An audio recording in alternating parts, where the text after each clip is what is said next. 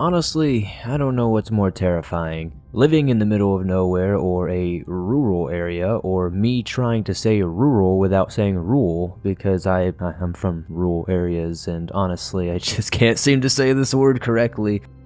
Welcome back to the swamp, my friends, and welcome if you're new. Today we're going to be sharing some creepy and downright strange rural horror stories that'll freak you out tonight. As always, if you have some stories that you would like to share in a future episode, be sure to submit your encounter at swampdweller.net or on Reddit at r/thedarkswamp. I'd love to share your story with everyone here in the swamp. Now, without further ado, be sure to backhand that like button, subscribe if you're new, and get ready for these creepy and allegedly true rural horror stories that'll freak you out tonight.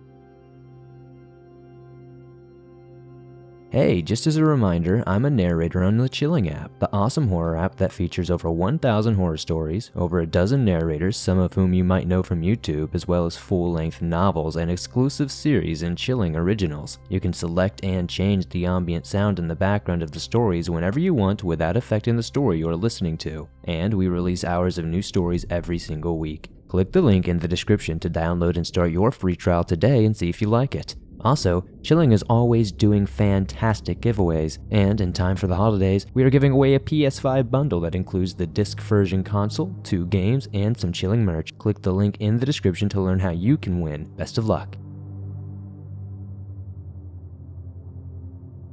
In the Hills, No One Can Hear You Cry by Schmid Face. This is my stepmom and her best friend's story. I have my own, but I'm hesitant to add some. I hope telling someone else's will open me up to it just a little bit more. My stepmom didn't like us much, but she told my sister, who is 3 years older than me, this experience growing up, and it scared us from being stupid, to be honest. It was a great cautionary tale, I guess. It was my family's stranger danger story, if you will. My stepmom, we're going to call her Macy, grew up as a kind of privileged teen in the 1970s. Her mom had moved their family over to the United States from England when she was about 9 years old. She went to a pretty nice high school in a lovely town. There, she made friends with a girl named Lily, who didn't exactly run with Macy's type of crowd, who were normally popular, the stereotypical, teeny boppers, I guess. However, they hit it off and Lily would take Macy out to do stuff like hiking, fishing, sailing. There's even some hilarious sets of pictures of them camping. My stepmom has raccoon eyes and looks like she hates everything. Because of Lily's influence, the two of them would do stuff like that a good amount. One Sunday, they decided to hike in some hills about an hour away. Macy put on what I'm sure were her expensive hiking boots, and the two drove off to the hiking trails. Lily parked in this extensive clearing with makeshift parking spots, like a piece of wood marking a headspace or something like that. But there were no other cars in this area. This was only important in hindsight.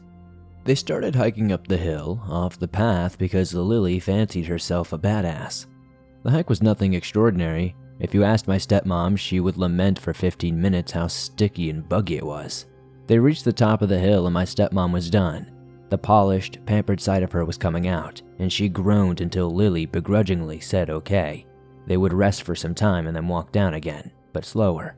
They had been heading down the hill for only about 10 minutes when Macy started complaining again. Finally, Lily conceded to walking down the side of the road instead of the rough hiking trail. So, there they are, probably looking like a couple of tools geared up for hiking and walking down a crappy street, and not even 5 minutes later, a truck pulled up next to them. It was a red and rusty truck, just generally looked like a clunker. The guy driving rolled down the window and the girls looked through the passenger side window. He had a big beard, a baseball cap pulled down, and long brown hair. He greeted them and smiled through his beard, asking if they needed a ride. Macy describes him as charming and even cute. Lily still says the moment he greeted them, her hackles went up. Despite her better judgment, my stepmom convinced her to get into the truck. It must only be a 10-minute drive down to the car tops. The two girls opened the passenger's door to this rusty old thing and the guy directed them behind the seat to get into the back. So they settled in and the truck started rumbling forward. Lily always says that was the point, that it hit her that they made a big mistake. The back seat was clean enough, but a rope was on the floor behind the driver's seat, and 4 boxes of saran wrap were half hanging out from under the passenger seat. It seemed creepy and weird, but Lily didn't want to freak my stepmom out, so she kept her mouth shut for the time being. After 10 minutes, the woods didn't look any more transparent, and they hadn't seen another car the whole time. Lily was questioning how long he thought it would be. He said he was taking a different route down the hill and had to stop somewhere to get something first. That was it. The girls were 16 and 17 respectively, and Lily didn't want to press the issue because she was scared. She can remember his hair because she was sitting right behind him. He looked like a woodsy type of guy, but his hair was super tangled and dirty. She noticed crusted mud on his collar and tried to find something identifiable about him, but she just got scared the more she noticed and picked up more details about him. He was young-ish, strong-looking, and had about 1 inch on both of them, so they didn't ask any more questions, and he didn't offer any more information, and they just continued to drive on. Several minutes later, they reached a tiny shack/log cabin-looking place in the clearing of trees. There was an old stump where someone had chopped wood and a vast axe stuck out of the log. Lily was definitely on red alert now. The guy turned off the truck and slipped out saying, "I'll be back, don't get out," and he disappeared into the house. Lily tried to talk to my stepmom about how she was incredibly uncomfortable, but she mostly just dismissed it. Then Lily started begging, increasingly freaking out, and finally put her foot down, demanding Macy exit the truck with her this instant. So they got out, walked around the front of the vehicle. The house was about 50 yards in front of them. Why this guy would have left 2 young girls in the truck alone while going into the house is beyond me. And then they just wandered around, looking at it hesitantly. If this guy were decent and just trying to give them a ride, it would be rude to run off, right? My stepmom had this strict upbringing regarding manners and public persona, and she saw it as an issue. So she started to head back to the truck, opening the front door to climb back in behind the driver's seat.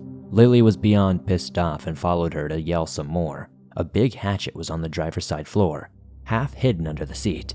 It had dried red-brown stains covering the blade and stuck to the floor.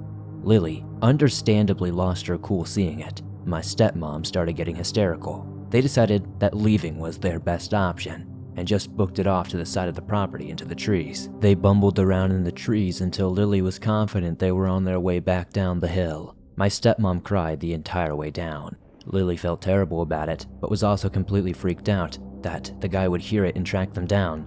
When they finally got back down to the bottom and saw the old wooden fence surrounding the original parking area, they were relieved. But as they got closer, they saw it. The truck. It was parked on the other side of the gravelly makeshift lot. They were sitting there, facing the other way innocently. They couldn't see if anyone was in it. And of course, Macy wanted to run for the car, but Lily was super hesitant. Finally, she managed to calm my stepmom down, saying she wanted to wait before running out into the open to see what was there. Remember, this is the 1970s. There's no cell phones, there were no ranger stations or anyone around. The parking lot was big, empty, and open, and who knows what would have happened if they had decided to stroll across it. Thankfully, Lily convinced my mom to chill down. Thankfully, Lily convinced my stepmom to chill, and the two of them hunkered down against a big tree hidden by bushes and other trees and waited for what seemed to be a couple of hours. When dark started to fall, all the animals started coming out and making noises. Macy predictably started getting antsy about this and bothering Lily, who was tired and moments away from giving in. She was planning their dash to the car when they heard a clunk across the twilight-lit lot. They watched as one of the back doors of their car swung open, and the bearded guy slid his way out of the back seat. He got out, shut the door, looked around at the surrounding woods for several moments, and then walked back to his truck. The truck lumbered past their car and was out of sight. Several minutes after watching him drive away, they sprinted to their car as fast as they could, jumped in, and peeled out before they had even shut the doors.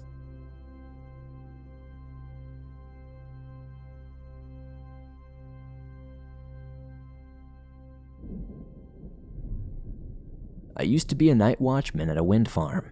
What I saw still haunts me. By Horror Writer 1717. I used to love my job. I was a watchman at a wind farm. I had to make rounds a few times a night to ensure no one was messing with the wind turbine. I would read a lot of books, and eventually, if I got bored, I'd bring my portable DVD player and watch movies all night. The only thing that broke up the time was the patrols. I'd arrive every night around 9 p.m. and get relieved by day shift at 9 a.m. There wasn't much to it. I'd pull up beside the watchman I was facilitating, we'd exchange pleasantries, he'd tell me if anything went on during the day, and then he'd be on his way. I don't remember him telling me anything more than seeing a deer or a bear. A dozen windmills stretched out over 5 miles, each connected by a dirt road. When I started working for this company, I would get out and check the locks on the access doors to each windmill. Then, after about 5 years, I'd drive by and barely glance at things. Most times I'd still watch my movie or show while still moving. Not a lot of traffic on that dirt road. I went into a ditch only once but got the car out with minimal difficulty. The worst part about that was the embarrassment. One evening I was in a hurry and running late. I jumped in the car and flew to the worksite with something nagging in the back of my mind. I made it just in time, got my report, and settled in for my routine. I did my first round with no problem. Twilight had just faded, leaving the world diving into nighttime darkness. Clouds had been forming all evening, and I saw a flock of turkeys across my path near one of the fields. That definitely meant it was going to storm. My first round through was a breeze. Nothing was happening as of yet, and I didn't see the animals I'd usually see except for the turkeys. Maybe since it was going to storm, the other animals were battening down the hatches and settling in wherever they were. The drive around the 5-mile dirt road circle took around 30 minutes. They don't like us going very fast, and technically we're supposed to check the door and each lock on these turbines. So the other drivers and I have made it timed so it looks like we checked. I returned to the main building a little after 9:30. I pulled out my portable DVD player and started watching Die Hard. Then of course I fell asleep. I woke to credits rolling. Shit, I said, remembering my missed round. I threw the car in gear and flew off towards the wind turbines. It was right then and there that I remembered what I had forgotten before coming into work. A flashing light announced, low fuel. I cursed myself for forgetting to fill up yesterday on the way home. This is my second round, I thought. I should have enough to make it through the rest of the night and get to a gas station. This was the thought I clung to for the rest of the night. My second round was uneventful. My eyes were constantly drawn to the fuel gauge, but I could do nothing about it. Once you're in for the night, you have to stay. If they caught you driving off the job, you're fired. No ifs, ands, or buts. I don't want to lose such a gravy job, so I stayed. Although there were a couple of times I considered a quick 2-mile trip to the gas station. The problem was my boss. He was a bit of a prick and liked to pull surprise inspections all night. He wanted to pretend he was being a nice guy and showing up to see if I needed anything, but I knew why he was actually. So if he showed up tonight, I would have to ask for a couple of gallons of gas. Maybe that would solve my problem and keep him from inspecting so often. Partway through my second movie, Die Hard 2 of course, I went for my next round. It had just started to rain, making my windows fog up and my defroster wasn't working too great. When I went for my fourth round, the weather had decided to switch up from mildly annoying rain to grab the animals and head for the Ark. It was raining so hard I could barely see in front of me. I drove at a crawling speed. The rain had worn ruts in the road. Some of the lower depressions had puddles across the entire street. I was glad I was driving a Jeep. I got right in the middle of one of the giant puddles when my engine gave out. I cranked and cranked, but it was no use. I was out of gas. I was never going to live this down.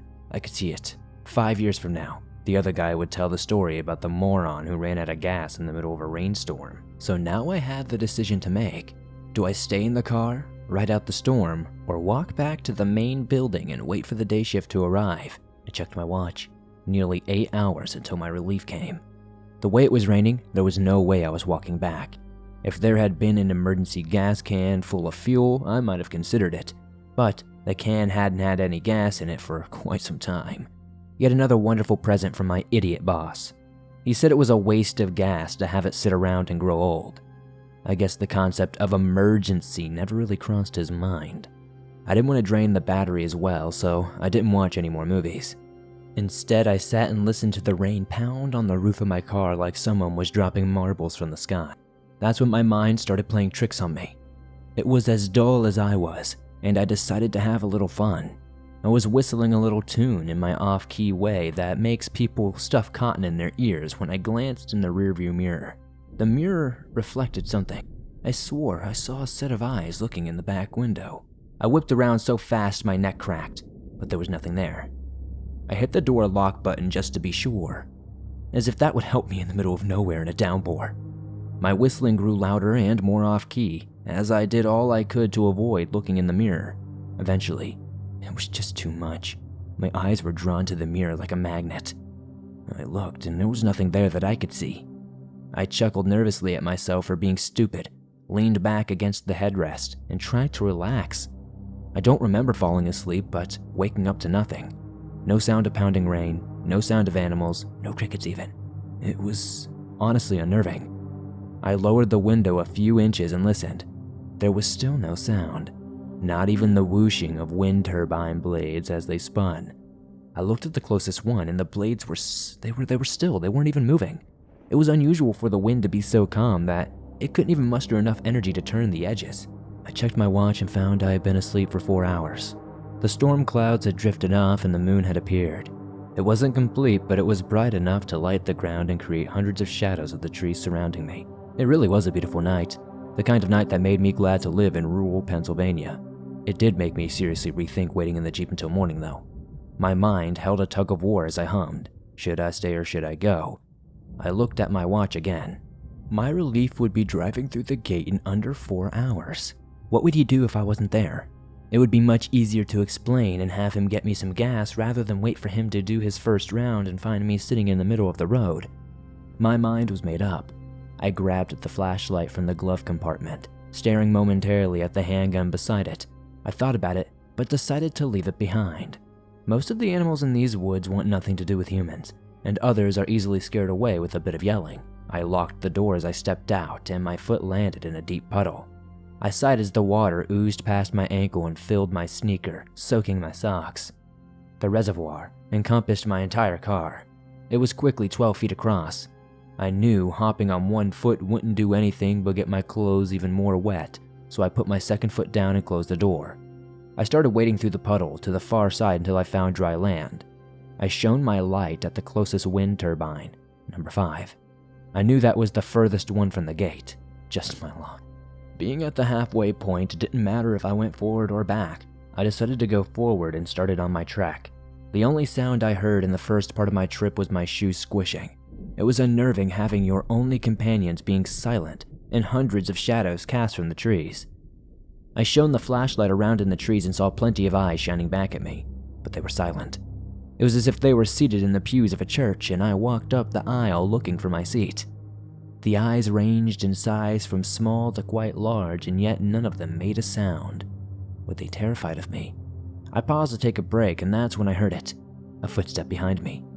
It wasn't a heavy footstep, it wasn't a heavy thud at all, but a soft squish in the grass under a giant foot. I whipped around and shone my light where I thought I heard the squish come from, but there was nothing there. I panned all around, with the morning slowly coming up, but all I saw were gravel roads and endless trees. Seeing nothing was possibly worse than seeing something. A deer, a bear, or even a coyote would have been something I could deal with, scare away, and fight off, rationalize, if you will. But nothing created this void that my mind filled with all kinds of horrible creatures. The tense silence continued as I started walking faster without thinking about it. Even the squish of my shoes seemed louder in the absence of woodland noises. I started thinking about my destination. It was tempting to cut through the woods and save myself a lot of time, seeing as I was still on a long road loop. Had it been daylight, I might have considered it. However, I didn't give it a second thought in the dead of night, with a nearly full moon over my shoulder and dawn hours away. I thought that perhaps whistling would soothe my jangled nerves. I tried whistling the happiest tune I could think of, but the echo came back to me, bent and twisted like the children's song that plays in a horror movie.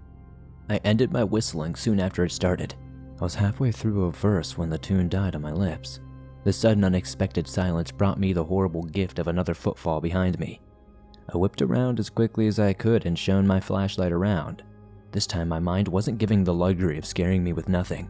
This time I saw a set of eyes. They were large and red, but what was most frightening about them was their distance from the ground. Whatever it was, its eyes were a good 8 feet off the ground. It was 40 or 50 yards away and hiding behind a tree, but those eyes will haunt me for the rest of my life. Unfortunately, I didn't know how long that would be. especially with such a monstrously huge creature stalking me just a few feet away. I'd love to say that I carefully weighed my options and came to a sensible solution as to what this creature was and how to deal with it. I didn't. I ran like the devil himself was chasing me. It surprised me that I kept hold of my flashlight. I found speed I never knew I had. Desperation will do that. My mind raced faster than my feet, but there was no solution it could come up with. I could hear the footfalls behind me coming closer. It was coming to catch me. It was going to get me, and it was only a matter of time. As my mind grasped at any straw, my salvation rose in front of me like a lighthouse to a lost fisherman. One of the wind turbines loomed in front of me. I knew the code to get inside. In an emergency, and this was definitely an emergency, we could definitely get inside these things if we needed to. I didn't think if I could run any faster, but hearing the footsteps behind me, seeing my salvation in front of me, I felt like a roadrunner when he put on a burst of speed and disappeared into a cloud of smoke. Of course, that was all in my mind. Reality dashed my illusion as the sounds of massive feet grew even closer. It no longer cared about stealth. I could hear it on the gravel road now. My curiosity wanted to turn and at least identify my pursuer. Still, I forced myself to focus on what was in front of me, stumbling because I wasn't focused or because seeing the creature that would be my doom would be catastrophic. The 400-foot-tall monolith loomed large in front of me. I envisioned where the keypad was, knowing I had one shot at typing in the code before my untimely death. As salvation drew near, panic set in. I became obsessed with the notion that I would be caught at any moment. I have no idea what possessed me other than sheer terror and desperation. I took the only thing I had available to me, my flashlight, and threw it backward. By some miracle, I heard a muffled thud and a slight groan. The sounds came much closer than I wanted, but I still refused to look back. I reached the door to the turbine, punched in the code, and yanked the door open, straining my arms because of its weight. I was inside when the door pulled shut. Before it latched, a set of massive fingers appeared in the doorway. I pulled with everything I had, feeling the muscles strain to break. The door somehow continued its momentum towards closing. The giant fingers were slammed in between the door and the frame. They disappeared, and I heard an inhuman howling from the other side as I shut and locked the door. I collapsed to the floor, gasping for air as my mind replayed the image of the fingers appearing in the doorway. Then, like a frozen playback, I saw with startling clarity the fingers were the size of bratwurst, covered in hair with claws sticking out of them. I lay on the floor panting, searching for any options but finding none. For the moment, I felt safe, but how long would that last? How would anyone find me here? Would they even look or even think that I was lost in the woods? And the biggest question was, what the hell was that thing? I didn't want to speculate because the possible answers were too terrible to comprehend, especially with whatever it was still outside somewhere close. Just as I began to feel my adrenaline decrease, there was a pounding at the door. It reverberated through the giant hollow tube that was now my salvation in prison. I jumped up, not knowing what to do. My only escape route led me into the claws of a monster.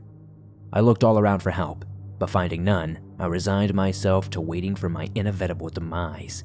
I could see the door vibrate with every impact. I knew it was made of sturdy metal, but even metal has its breaking point.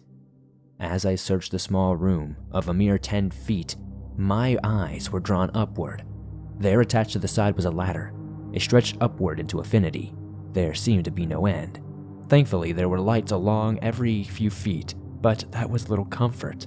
I wondered about my choices. Wait here for the door to collapse or climb an impossible climb straight up with no rest points, no timeouts, and no do-overs. If I mounted, it would be all or nothing. However, bailing halfway up meant I would need to regain my hopeless situation. I had yet to determine if I had the strength or stamina for such a climb, but another round of pounding at the door made my mind up. I stepped into the ladder tentatively, waiting for the rung to give out under my foot. After a moment, I stepped onto the second one, then the third, then the fourth. It brought near disaster as I slipped and fell back to the floor, landing in a puddle. This painfully reminded me that my shoes were soaking wet. Even though there were grip pads on the rungs themselves, I still needed to be extra careful and step on the arch of my foot, not the ball. I got up and checked for injuries. I was sure there would be a bruise or two if I survived, but my pride was the only thing that was really hurt. The thumping on the door refocused my priorities. I stood and started up the ladder once again, stepping with the arch of my foot this time. I started slowly, ensuring every foothold was secure before stepping to the next rung. Soon I gained confidence and was moving a little bit faster. My breathing was getting ragged as the exertion sapped my energy. I regretted skipping supper and hadn't eaten any snacks this evening. I paused my climb and hooked my arm on the ladder to keep myself from falling as I caught my breath. It was then I made two mistakes. One was looking up and the other was looking down. When I looked up, it seemed like I was no closer to the top than I had started. When I looked down, I saw that I had made enough progress in the killing myself part if I stumbled. Another thing I saw when I looked down made me want to cry. Hanging on the wall were several safety harnesses. There was a metal cable that ran beside the ladder. For a brief moment, I considered climbing back down to get a harness, but I realized I might not have the energy to get back up. The rest of the climb seemed to take forever. My breaks became more frequent and took longer each time. My feet were screaming at me for a rest. I was nearly exhausted when I looked up and saw the top of the ladder. The excitement carried me to the rest of the way up. Finally, I climbed off the ladder and collapsed onto the metal landing. I lay there for what felt like an eternity until my strength returned. I stepped through the door that led into the generator room. It was cramped due to the machinery taking up most of the room. There was a small walkway beside the generator, and a hatch opened up to go outside. I looked around and found a safety rig. I put it on and secured the line to a hook as I opened the hatch and went outside. Dawn had broken, and the world was lit with a brilliant orange of early morning. The beauty so overtook me that I didn't notice the wind had been still after the storm now, threatening to knock me off my feet.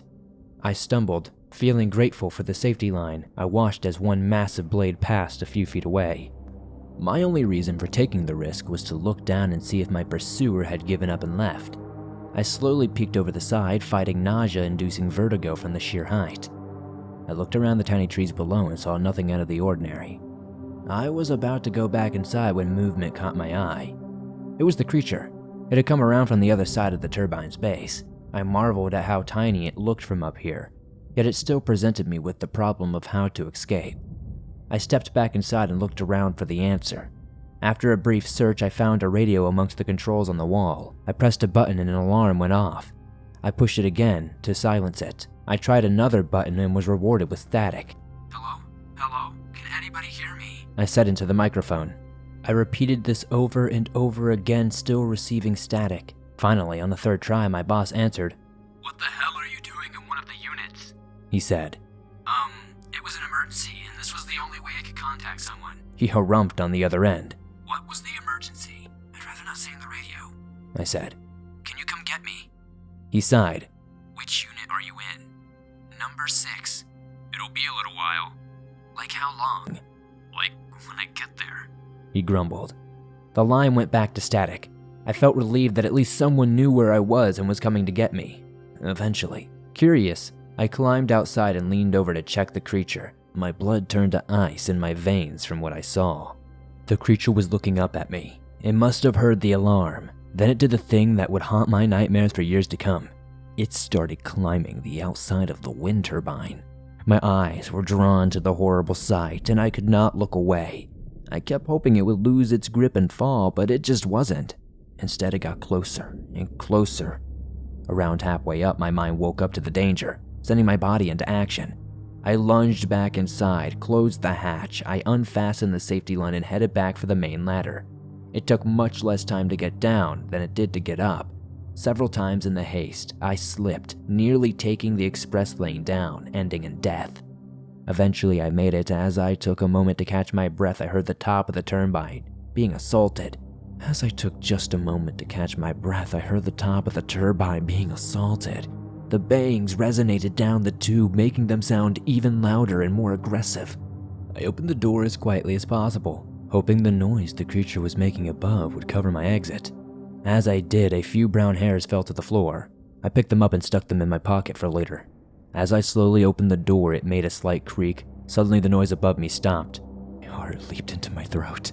I stopped breathing. My mind sent me unhelpful images of the creature jumping down and dismembering me. As I stood as still as a statue, I smelled smoke. I looked up and black plumes were flowing from the turbine. I ran as fast as I could back toward my Jeep. I refused to look as I heard a roar behind me. I nearly ran into my boss's car as he turned the corner. What the hell? He said, getting out. Look! Look! I said, pointing at the turbine. I see, he said. What the hell did you do? No, look, I said, pointing toward the black smoke. What should I see other than millions of dollars going up in smoke, sir? I stopped and looked up at the burning machine, but no creature was there. I jumped in the car and slammed my door. Can we go, please? I said, trying to hide my terror. He stared at me, got in the car and drove back to the main building. The whole time I kept shooting furtive glances behind us. He parked in front of the building and looked over me. You're gonna have to answer some questions. I know. Would someone please get my car? I ran out of gas. That's why I was in the turbine. Why didn't you just wait in your car? I opened my mouth to answer, realized what I was about to say and stopped, leaving it unsaid. Okay, he said, getting out. I'll send someone for your car. I followed him inside and lay on the couch in the break room. A short while later, a coworker woke me. Here are the keys to your car. It's parked out front, he said. The boss wants to see you. I took the keys and stood. I looked right toward the boss's office and left toward the exit. It only took a moment to turn left and walk out the door. I never returned. The memory of that night has never left me, and it never will. The following day, I read in the paper about the turbine fire and how they found a bear carcass that must have been trapped in the blaze. But I knew better. I knew the company would come after me for the destruction of their expensive turbine. I also knew they'd haul me away in a rubber truck if I had told the truth. Either way, I was about to disappear, and my story would never be told. I found a group that specialized in unexplained phenomena. I walked into their office with a bag in my pocket and 3 brown hairs, and I knew they'd want to hear my story.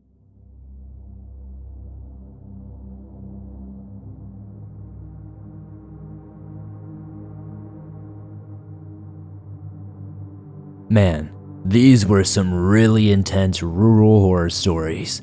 As always, if you enjoyed these stories, please be sure to backhand that like button in the face, subscribe if you're new as it really helps the channel grow, and be sure to comment down below letting me know what your favorite story in this collection was tonight. It helps me pick better ones in the future, and I love seeing your opinions. If you have a story that you would like to share in a future episode, send in your story at swampdweller.net or on Reddit at r/thedarkswamp. I would love to share your story with everyone here in the swamp, and stories like yours that help keep this show going on a daily basis.